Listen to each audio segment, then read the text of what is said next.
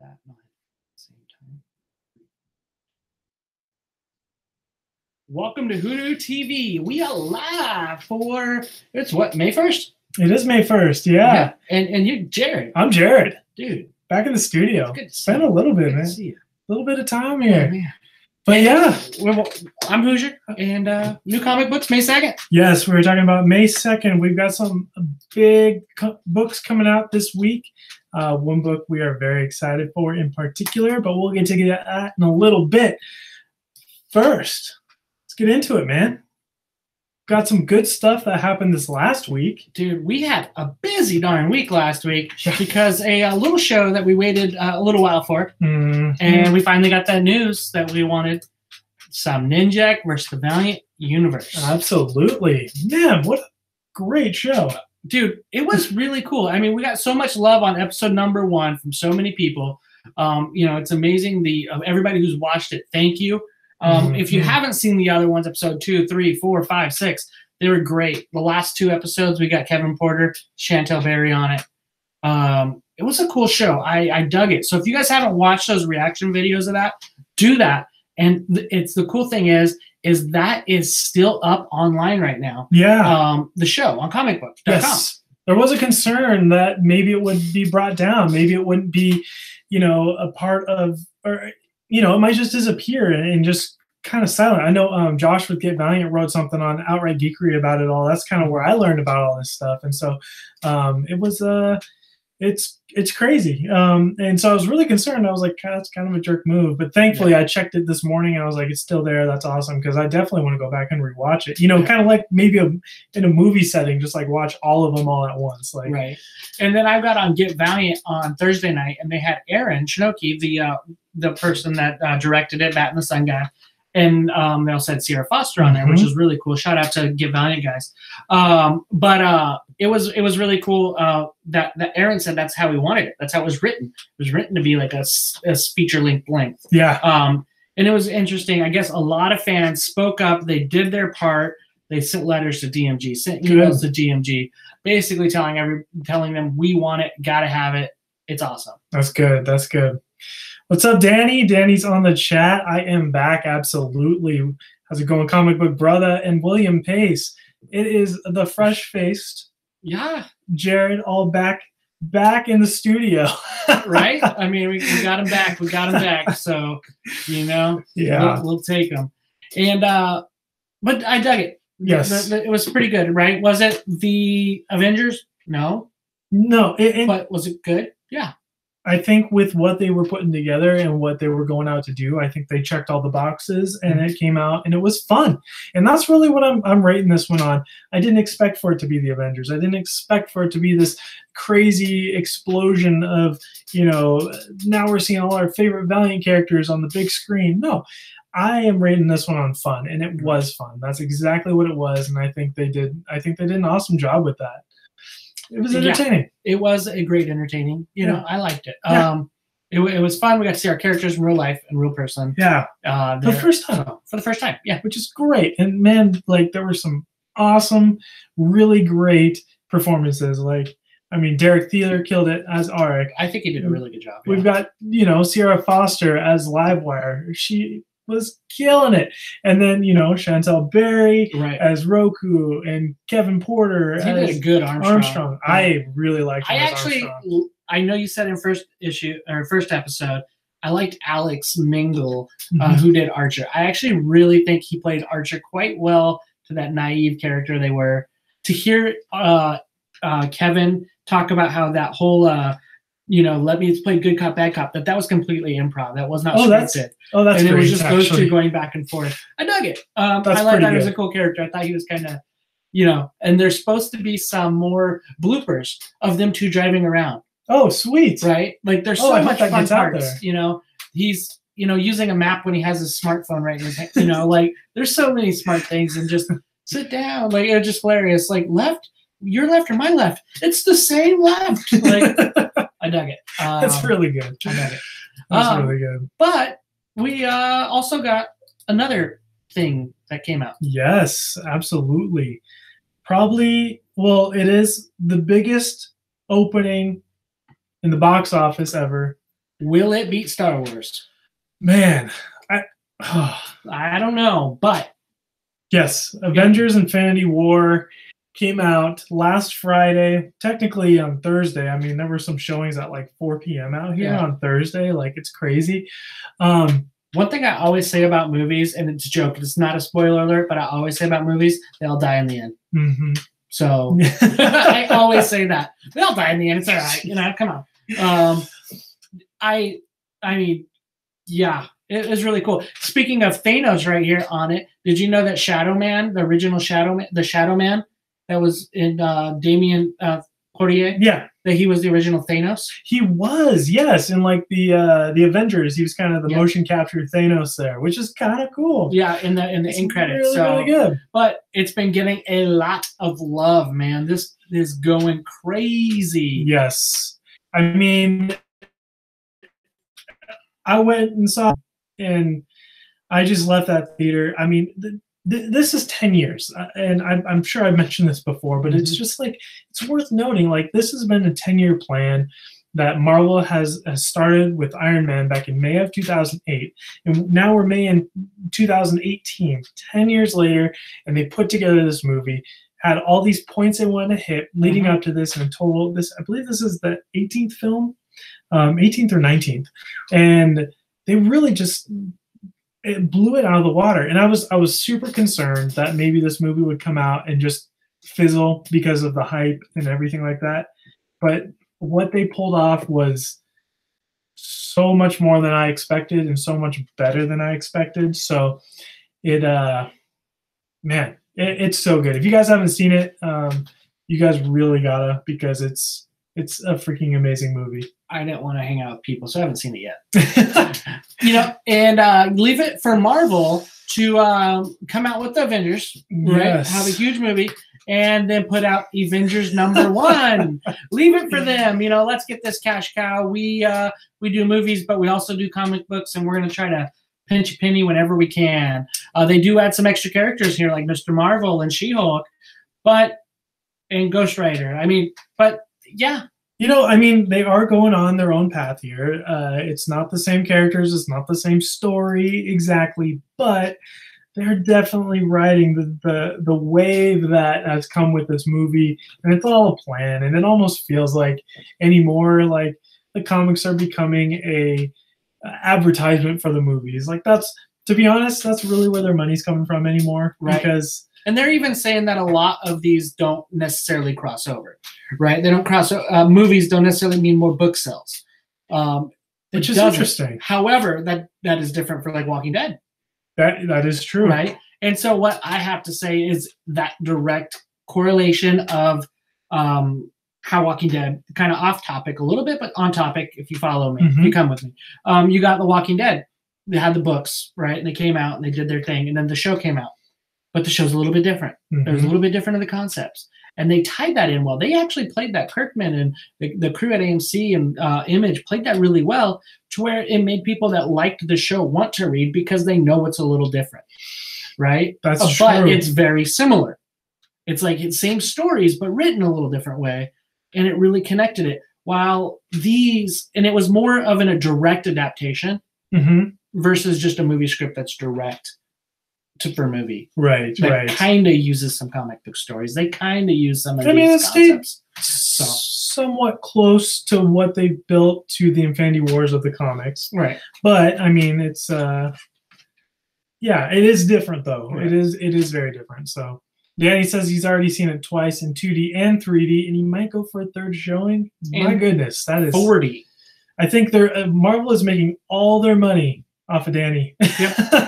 Yep. And so is the comic book industry. Yes. That's it. Yes. But like you know, that. Marvel's getting ready for the next act right away, right? Oh, immediately. Yes. They have wasted no time. We got the Ant-Man and the Wasp trailer this morning. We already had one, but this one went into a lot more.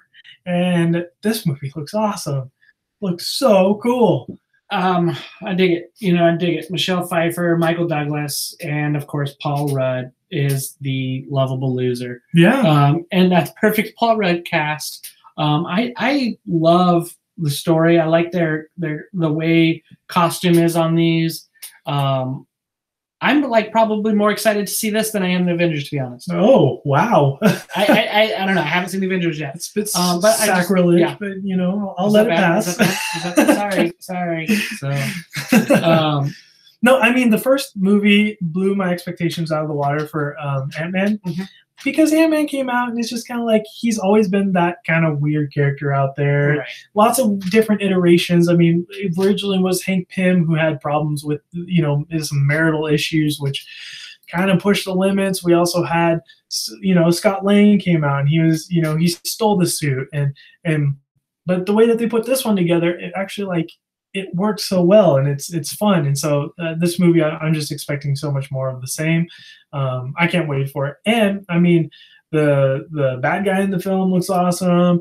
And we also got like a little bit of a cameo from Goliath. You know, that's an old school dig. So yeah, I mean, it's cool. This trailer did some good stuff there, but yeah. Let's talk about books. Okay. Any recent books, you know, since we haven't necessarily talked in a couple weeks. About some recent books.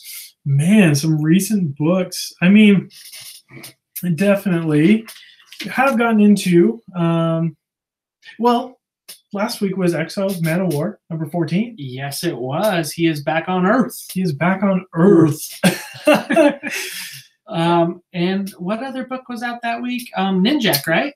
Shadow Man. Actually. Shadow Man 2. Shadow Man 2. Yes. That's cool. I like that one. I'm really liking Diggle so far. Yes, I am too. Yeah. And I mean, we already know he's got 2 years worth of books for this storyline, which is awesome. I think that's great. So looking forward to more. I'm a little bummed out at how it ended because, I mean, I want to stay away from the spoilers, but I mean, Jack just left, and and now he has to go back. Like, well, he's fighting the dang demon. it. He's fighting the demon, man. He's fighting the demon. It. I like what it is. I like how we're getting a big character being made out of Alyssa even more than what she was before. Yes, I agree. I think that's a great call on that. So yeah, I liked it so far. I mean, it's different. I gotta say, it's different from the first run of Shadow Man. You know, I believe that was 2013? Is that when that came out? Yeah, it was kind of one of the 5th book or 6th book that came out. Yeah. So Justin Jordan did this one, and he was surrounded by 2 other people, you know, and I think it really works for his character, especially when he's busy battling his own inner demons and stuff, to only have one person that he kind of sticks with. And I think it's done really well. And I mean, yeah, Diggle has given her so many more abilities, you know, she's becoming a Mambo herself. And so it's cool that way. I don't know. I'm digging this one. I think it's great. And I'm looking forward to where it goes and how it builds on what we've already got as Shadow Man. Right. And then he just, you know, Shadow Man needs family. He's not had family. And so I think it's good that he gets somebody like Alyssa, that he gets these people that he can be his own family. Yeah. Because he's been taken off on his own so much, and he's already without anybody around. You know, like, I mean, that's his Neville to, you know, to Exo. Yeah. Or to Exo, to Ninjak. Right. So there's connections there. I dig it. Yeah. So, let's talk about books this week. Let's get into this week. You can lead the way. Yeah. So I like this guy, Cy Spurrier. And he's coming out with a new book this week with Boom Studios. It is Coda number 1. This book looks awesome. Just the design. I haven't gotten into it yet myself. And to be honest, I don't know a lot about it. But it's got Cy Spurrier. It looks like world building. It looks like it's right up his alley. And this book looks great. I mean, just the designs of it. I mean, Matthias Bergara, I think that's how you say his name, is doing the art on this one, and I think he's killing it. Just all the covers I've seen, it just looks really cool. So looking forward to this one. And I mean, Boom had already announced that number 1 has sold out already. It hasn't even came out. Yeah. Well, and this one is supposed to be this one is a limited run, but a lot of limited runs are, 5 issues, 6 issues, 4 sometimes. This one's 12, And from what I've heard is it's already written. It's already done. It's already canned. Like, it's good to go. So it's just going to be month by month. We're going to be getting this story. And I think a year of this story, I think that's pretty good. I mean, yeah. One that I want to call out, and this one was recently nominated for an Eisner for Best New Series. Absolutely. Extremity. This is the volume 2. It is, I believe, the end of this whole book. Yes. Which is very, very sad. Extremity with Daniel Warren Johnson, Michael Spicer on colors, and a really cool story about just this family. This, just really, just awesome. Like, the concept that Daniel Warren Johnson's got here has just been so touching. And if you watch our video, we did the first issue, the first volume. We did a trade review of that, and it's just beautiful. Daniel Warren Johnson's doing a great job writing and doing the art on it. He's really, really awesome. Like when he did Ghostly, that was cool. He's done a lot of great stories. Yeah, I mean, this book here has made me a huge fan of doors for me to go see what else he's done, and I know he's working on something else too.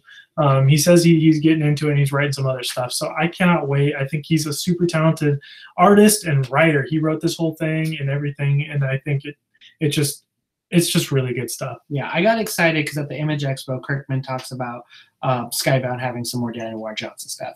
And he's like, I'm so excited. This guy's only like 29 years old, 26 years old. Like he was like, he's so young and he's so good. He's going to be around for a long time. So it was, Kirkman was like super pumped up talking about Daniel Warren Johnson. Shoot, guys, like go follow Daniel Warren Johnson on Twitter. This dude, he does his daily warm-ups, and all of them look like something I couldn't do if you gave me like 10 hours. Like it's just amazing. And if you enjoy his artwork, like just go for it. I mean, he does like Batman, he does Star Wars, he does, I've seen Alien, he does all these just like things, and it's just his warm up. He's just getting into it, and it's fun. It's fun. So if you like his work, check it out. Right. It is. I dig it. Yeah. So all for it. Yeah. I know we had someone mention Green Arrow number 40, I believe. Right. And then I believe somebody said Kirkman, which I was thinking it was Robert Kirkman. It's actually Tyler Kirkham. Oh, Tyler Kirkham. Not Robert Kirkman. Robert Kirkman would not work for anybody other than Image and himself. Makes sense. At this point. Yes. But yeah, that is a cool cover. Good call out. That cover looks freaking awesome. Good call out, William, there. And then you had another book coming up. Yeah. Got Skills and Scoundrels. This is Sebastian Gerner. I mention this book every time it comes out. It's fun. It's different. It's a lot like sort of that fantasy sort of, I don't know, Dungeons and Dragons, if you will. It's a nice book. I think it gets into some really interesting things about identity and who characters are. So I don't know. I just really enjoy this one. So check it out. Check out number 9. Yeah. Danny basically gave us his pull list today. Batman number 46, Arrow number 40, Green Lanterns number 46, Weapon X number 17, X-Men Gold, and he does do one that I have here just kind of for him. I know he was going to be on the show tonight. He loves these guys, and there's plenty of Dead fanatics. So The Walking Dead number 179, well on its way, not even close to Superman, but it's closer than a lot of other books. The Walking Dead continues to be awesome. I just wish it still had colors in the pages. But Kirkman's story, he's not an artist, and that's that. This is true. I mean, they keep putting out this book. They got 179 issues. I don't know if they've had too many delays in getting stuff out. And I mean, they even had side stories with Michonne and stuff. And I mean, if they can keep pumping these things out, and I mean, colors takes time. So, this keeps them on schedule. They can keep pumping them out. They keep selling. They're in the top 5 every month. So it's gonna. Maybe we don't have Rick. Maybe they kill Rick off eventually. But hey, when the cow's still giving milk, you keep milking it. Oh yeah. So they've cracked a code, and I don't know. It's just resonating with people. Yep, there's a lot of connection there. He does. I talk about his characterization writing and make people really connect with characters. Yeah. So I think both of us are pulling this book. Yes. And everybody here. And I'm disappointed this wasn't on your pull list. I know. Really disappointed this wasn't on your pull list, man. Where is it, man? Gosh, dude. Because it's a writer that we both enjoy. Yes, indeed. Man named Rick Remender, and he is coming out with Death or Glory tomorrow. #1 starts the big series. What am I trying to say here? Ow Now Brown Cow. Yes. And it's here. Death or Glory. Rick Remender has such emotion to his books. And Bengal, his art is freaking great. This dude knows how to draw a freaking car. Yeah, he does. I appreciated that. I really did. And a Camaro SS. Got me. That's my dream car, dude. But Remender is a great story writer. Having gone to the Image Expo, watched that video with Remender, but hearing his concept of why he wanted to write this book and how personal it is to him really made me want to read it even more. So yeah. Go check out that that press conference that we've got on our channel there. It's just we got a chance to read the book, so we'll be putting together a review here pretty soon. But just off the top, it's a really good book, and I think it's gonna be really entertaining. Right, and then what is it? Nick Dragotta's cover. Yes, I'll put it back in there. I think it's the second one. There is so good, just with the guns, the gun, and the cars coming off the gun, and like that is just perception is so good. Yes, his view is so amazing. But yeah, I haven't read it. We're gonna do a review on it. It's coming out soon. But this is the book I'm gonna recommend. It's one of those ones tomorrow we're gonna hear that's already on second print. I believe so. Yeah. I certainly do. Yeah, we'll hear that tomorrow. Easily my guess, my assumption, but I think it's I put money on that. Yeah. Yep. And finally it's here. We talked about it, or Valiant talked about it for almost a year and a half now, where a lot of the stories led up to Harbinger Wars 2. And this is the prelude, #1, with some creators we kind of covet. We love. And that is Eric Heiser, Raul Allen, Patricia Martin, kind of come into this aspect of what starts the Harbinger Wars, what kind of had set it off. I mean, it started back in Rook. It started probably even before that when Gen Zero was going. That was the road that it was set to take. The Harbinger Renegade was set for it. You also have Exo kind of had been leading up to it, the story to where he's at now. Yeah. But ultimately, those events in Rook lead us to where we're at today. Yeah, I mean, secret weapons and the Willows and the introduction of all that stuff. Solid start. I mean, I'm so excited. And I was thinking about it. We did get the news that they were moving this from 4 huge issues to 6. Right. The 6 issues give us more pages overall. And, but I think we're going to get a lot of good stuff out of this. I'm really looking forward to it. So, yeah, Raul Allen, Patricia Martin, their artwork in this one is killer. Eric Heiser has put together something really good to really kick it all off. So, yeah, I mean, it was originally supposed to be 4 at 44 pages. Yep. And now it's 6 at 32 pages. So totals more pages. Those are still bigger issues too. Right. I mean, but it would have been nice to have 4 and only pay 1 book price. Now we had to pay 6 book prices. But yeah, well, of course, Valiant's going to get our money. Give it to us. As long as they keep putting out this level of quality that they have been, even with this DMG merger and stuff, which I believe they will, because they have excellent artists and writers still with the that are working for Valiant. I think we're still going to get a lot of really good stuff coming out. So, and this is just one of those things. So it's really cool, really cool. And I'm just digging these covers right here so far. Oh yeah, especially Raul Allen, Patricia Martin's on the top left corner there, just gorgeous. And then they're all around. There's some cool covers. I mean, Livewire is such a cool character. We get some cool ones. I mean, was it Pipeworks Brewery? I believe that's who it is. Yeah. They did the Livewire Raspberry IPA. Yeah, which I'd love to get my hands on. And they used that Raul Allen, Patricia Martin cover there kind of for their label. So I think that's really cool. And it's good stuff. I dig it. Yeah. Lots of good stuff coming out. Not a whole big quantity, but some quality stuff. Quality stuff. Especially Death or Glory and this Harbinger Wars 2 Prelude. Yeah, yeah. Oh, you know what? This isn't it?